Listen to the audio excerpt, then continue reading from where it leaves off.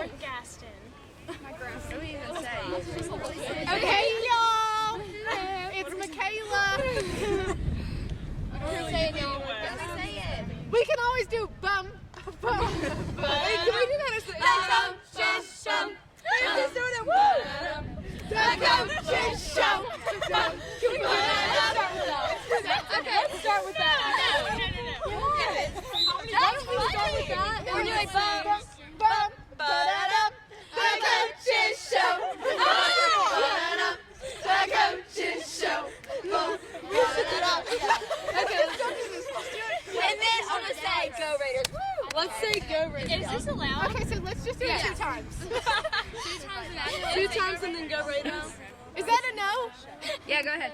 2 times. Who's saying 5, 6, 7? And Michaela? Are you gonna say something after it? Yeah, we're saying go Big Red, beat North Gaston. Woo! Oh, got it. Okay. 3, 2, 1. Oh. 5, 6, 7, 8. Bum, bum, ba-da-dum. The coach's show.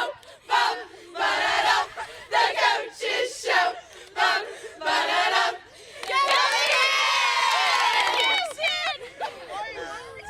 All right, hello again, football fans. Corky Franks here. It's not Coach Hodge, it's Coach Andrews. Coach, man, it's been a couple weeks. How you been? Man. I'm good, man. I hope you are. I'm doing great. You know, I took a couple weeks off. I've been down at the middle school. Those guys just won the county football championship.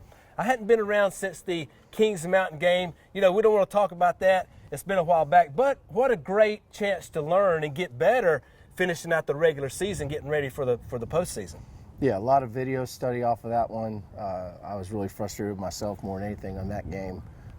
Should have made more adjustments and didn't. But also, we didn't play like we're capable of playing in that game. And you can't give up chunk plays and stuff like that. And you got to make tackles when you're supposed to. And we had a lot to learn from that game. And hopefully, you know, we'll see what these playoff brackets look like here in a couple days. But, like, we might have a chance to play those suckers again. You never know. You never know. You know, I was talking to Coach Gibson yesterday at practice, and tonight for the JV game, he's going to implement a couple of screen passes and spot passes out of the backfield, and that's something that Kings Mountain was really successful at, Crest was successful at.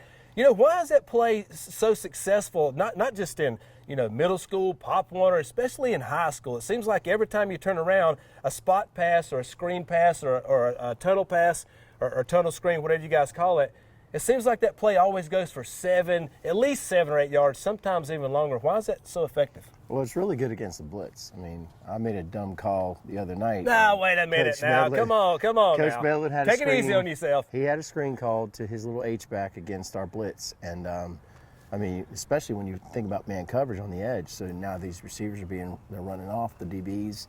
And those guys can get kind of in the flats. And now your D-line is rushing up the field because they want to get to the quarterback. And the quarterback just keeps retreating. And all he's got to do is just dump it over their head. So you negate the pass rush. That's one thing you do. Now, if you go the tunnel screen route, you're getting rid of the ball quick. So you kind of eliminate the pass rush there. Some of them are 1-2 step and throw, and then they can get the ball out on the perimeter. And guys, now you got a guy who's an athlete in space, and now you got to get to him and you got to get him on the ground. Yeah. And so then you got the concepts that go with that, like the brother plays, as we like to call them. Like, so if you're going to run that tunnel screen, then the second guy, he can run that wheel down the sideline. So if they don't cover you as a tunnel screen, they don't cover that wheel route, now you got a really big chunk play that can happen. So there's a lot of, you got to teach what coverage you're in, who has to play the flat, who has to play the deep, and you got to make sure that if they know that the coverage changes, that they know the responsibilities change. Is that something you guys work on? Let's say you're going to play Crest 3 weeks from now. Is that something you have to start implementing in small chunks leading up to the week, or is it something you just have to wait till that specific week to work on? Because it's a tough scenario. Those are good concepts. Coach Hodge and I have been together a long time. People don't realize how long we've been coaching together. I'm not trying to say he's old or I'm old or anything like that. We just say we've been together a while. And we have done that stuff in the spring. We've done it in the summer.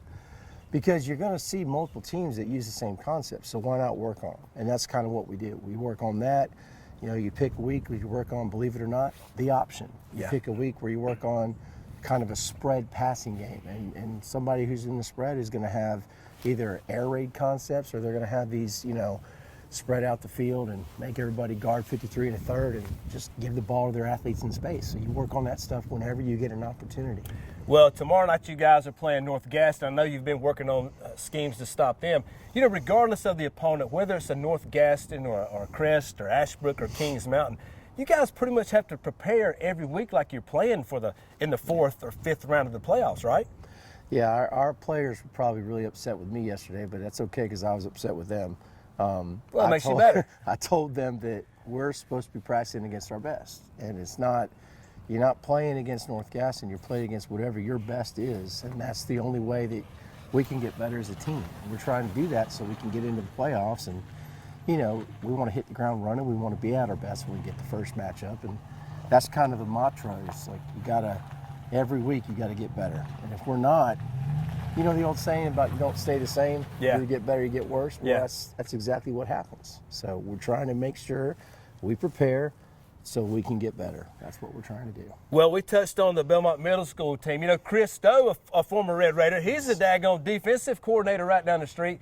He put together a defense that shut out about 5 opponents in a row, and his nephew, I'm pretty sure, is Micah Stowe, who has 4 interceptions. I mean, is that something you're looking forward to? He's got this defense ready down the street. More guys are trickling in.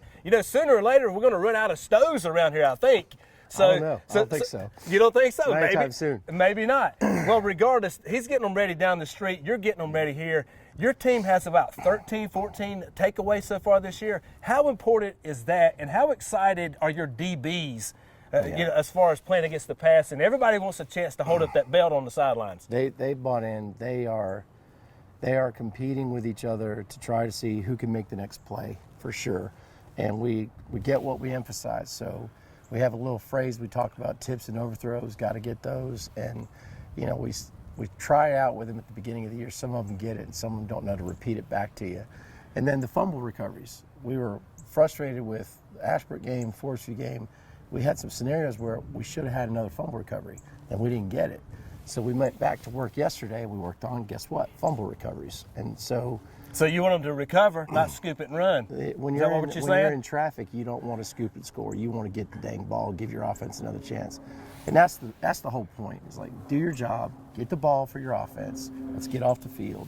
And, we get what we emphasize. That's kind of the mantra there, too, is like, let's get it done. And so we've always been about turnovers and tackling, and we've always done that. Ever since Coach Hodge and I started doing this together, we've always preached that, and that's been an awesome thing for, you got a bunch of seniors on that defense too. There's a few young guys, but there's a lot of guys with a lot of experience, and they remember how those turnovers can change the game. You turn the ball over 3 times, you shouldn't win the game. It's happened before, but you shouldn't, and it should be a chance for our offense to really put some points on the board if we can do that. Well, hopefully you guys play really good defense tomorrow night, maybe get a couple takeaways and keep the offense on the field and keep letting those guys get better. Coach, absolutely. I enjoyed it. Appreciate as always. Good luck tomorrow night. Thank you so much. And now let's bring on Coach Justice. All right, football fans, I told you he's coming up. Here he is, Coach Justice, the offensive coordinator for the Red Raiders. Coach, how you doing? Doing good. Hey, listen, how you doing, Court? I'm doing great. It's been a while. I kind of start off like I did with Coach Andrews.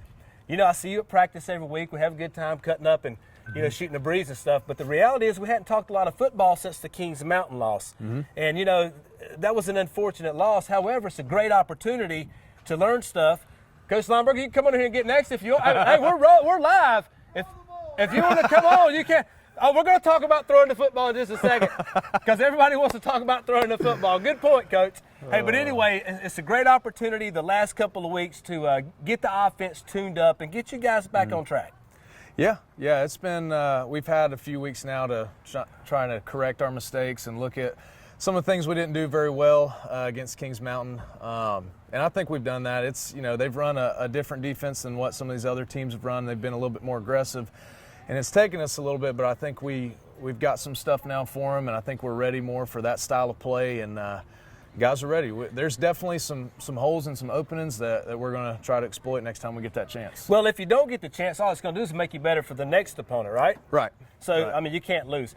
Speaking of can't lose, you guys are averaging 55 yards passing the game, 300 yards rushing the game, 355. Do the math real easy. 36 points a game. Is that pretty much on par for where you want to be with this offense? Yeah, I think so. For us, a really good game is 400 yards and over 40 points, but I think an average 35 is good. If we score 35 points and win the game, then to me, I'm not upset. I'm really happy if we can score over 40, though. Well, doing over 40, I mean, you surely have the players that do it. But so talk about some of those players. You have a great offensive line right now. We hadn't talked about Sully a lot this year. Mm-hmm. Some of these other guys. Take a second to talk about your linemen or maybe a few guys in the backfield. Yeah, our line's played really good this year. We graduated 3 seniors last year, and so there was, some vacancies, and we've had some young guys really step up and block their tails off and give everything they have. Obviously, everyone's heard about Sully, but guys all the way across the line. I've been really pleased with Hudson Spargo, our center. Yeah, he's playing great. Yeah, taking place a White triplet from last year, and Spargo's an undersized guy, but he gets after it, and he's one of our best blockers. He does his job every play. He does. All right, listen, we can't get out of here before we talk about it. You saw Coach Lineberger up here heckling us. He was like a bad guy at a horrible comedy show. He said, "Throw the football." It's like we hear it every week. Yeah. But, Coach, we talked about it last week in the post game on WGNC 101.1, WGNCradio.com if you want to tune in tomorrow night. So we talked about that. You finally have a pretty good grasp on what you can do throwing the football. You got a good quarterback. You have a good line. Now you have some weapons you can throw to. However, you can't take a chance every time you turn around for throwing an interception or making a ridiculous fumble when you guys are averaging 7 yards a pop. So Right. How do you implement a passing game into this already potent offense without going backwards? Well, yeah, like you said, we don't want to take any unnecessary risks because we are an option offense. We are a run-first offense, and that's what's gotten us where we are today, all those years up there on the wall. But so our passing game really revolves around the play-action pass. So in order for our passing game to work, we've got to be able to run the ball first. It's kind of one of those things. We have some plays where we take some shots and things like that, but the bulk of our passing offense comes off of our run. It should look just like our run to the defense, at least for the first few read steps, and get the play action open. You think since we talked about that, we silenced the critics at least for this week? No, I don't think so. Not at all? No. I think until the Lord comes back, I'm going to be hearing that. Well, listen, regardless, you guys are doing great. Appreciate it. Good luck tomorrow night against North Gaston. You guys trying to get tuned up. Yep. Obviously, you're not going to look past North Gaston. They're a great football team as well. But the bottom line is you're getting ready for the playoffs. So Yep. Have a great practice today, and good luck tomorrow night. Thanks, Coach. Thanks. Yes, sir.